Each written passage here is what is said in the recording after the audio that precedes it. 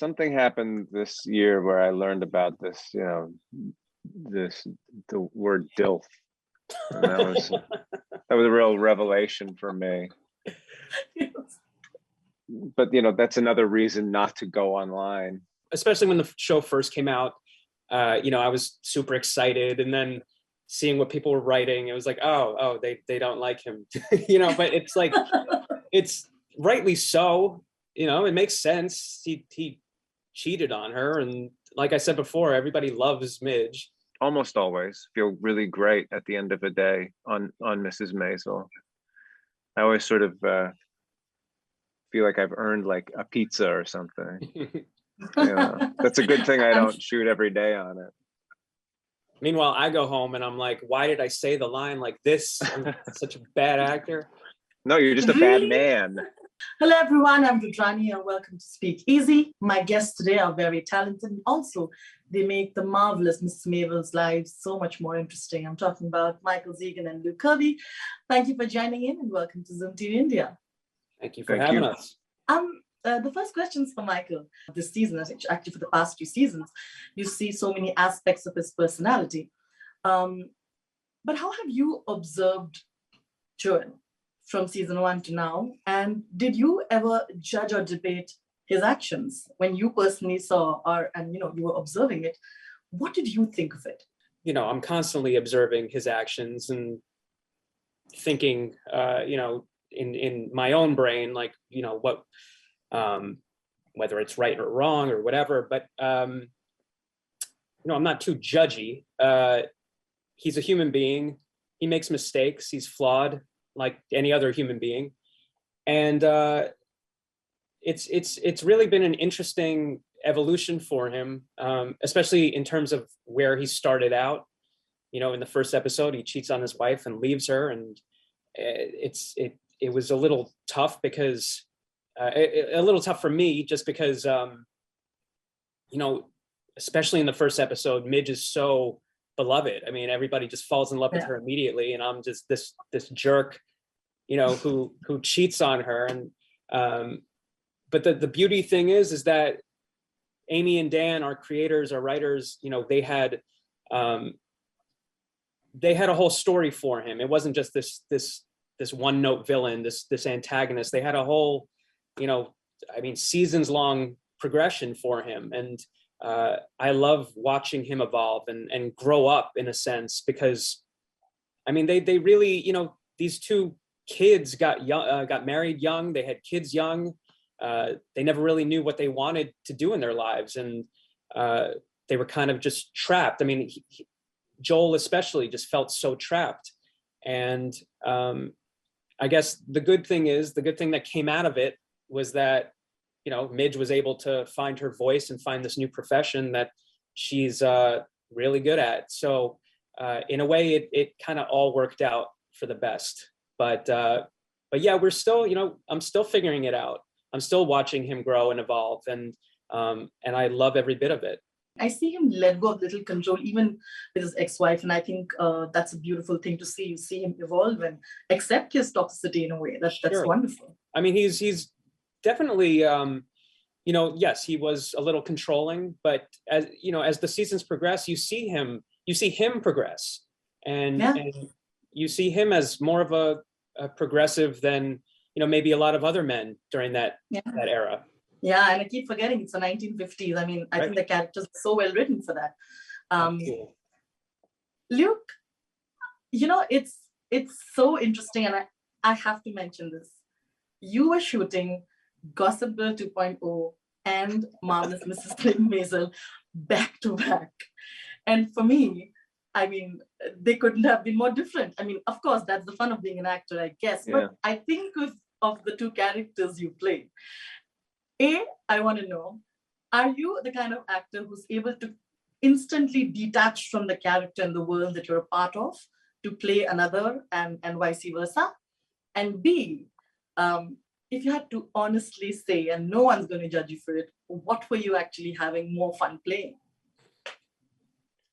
I think in terms of it's it's day by day sort of in how attached you get to a character. I mean, you have to find a way to kind of come home at the end of the day and maintain all of your real life relationships and make sure all the checks are written to pay the rent, so it's part of the practice. But it's definitely fun to play make-believe, and it's not necessarily that it's hard to let go of, but it's just so fun to stay that you don't always want to let go. It's more about whether or not you want to leave things behind. In terms of your second question, there are different degrees of fun. In both cases, I get to wear really nice clothes. So that is true. I'm not complaining.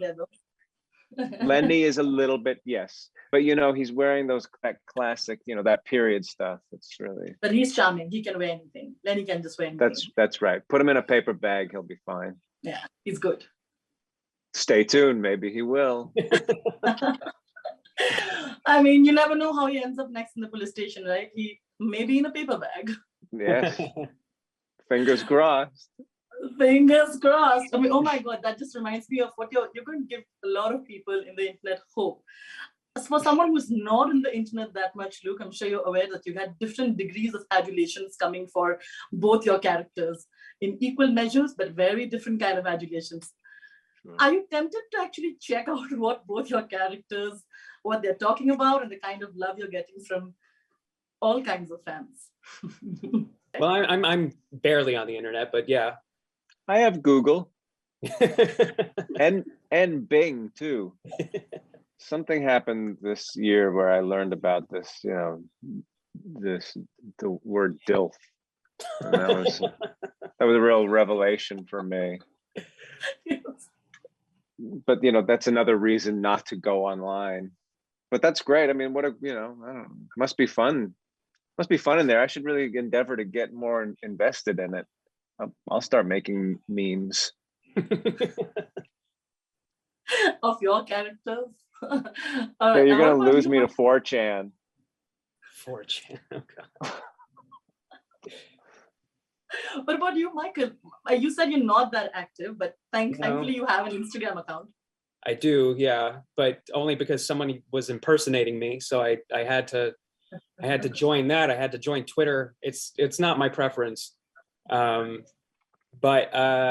yeah, I mean, at first I did see what people, and actually it's not even at first, it's like every season when the show comes out, people say things about Joel, and then the season progresses, and then they're like, they warm up to him. It's the same thing every year. But yeah, it was a little jarring because, like, especially when the show first came out, I was super excited, and then seeing what people were writing, it was like, oh, they don't like him, but it's like, it's rightly so, it makes sense. He cheated on her, and like I said before, everybody loves Midge, and with good reason. But yeah, no, it's cool. Like now I don't get as much animosity as I used to. Not quite as much. There's still a little bit, but no, it doesn't matter. I don't care. It's feel kind of funny that there's this thing about like, oh, I don't like your character, and therefore is not worthy of being like watched. Be like, well, what do you want? It's like, if that's the way TV is going to be, everything's going to be the Teletubbies. No, of course, but it's not even that they don't watch it. They just say they don't like him, and it's like, that's right. Great, but at the same time, it's not me. I'm playing a character, and so if I'm playing this character and you're feeling a certain way, then I did my job, and I'm damn good at it. That's right. Nobody does it better. Nobody makes people hate me more than me. You're a very good actor. Only a good actor can do this. I'm wrapping by asking Luke, is it liberating to have a character like yours? Because Lenny is so unpredictable. Sometimes he's crazy. And also there's room to improvise. Did you do that? Did you just like let on what you wanted to say? Because a character like this must be insane. You don't know what he's going to do next. Yeah, we don't improvise on the show because Amy and Dan are so gifted at their writing and so adherent to their text, that really isn't what we do. But funnily enough, I have found him to be kind of, he has been liberating. It's been fun to uh, live in his skin or for him to live in mine, however it works. I've found this character to be a real friend over the years.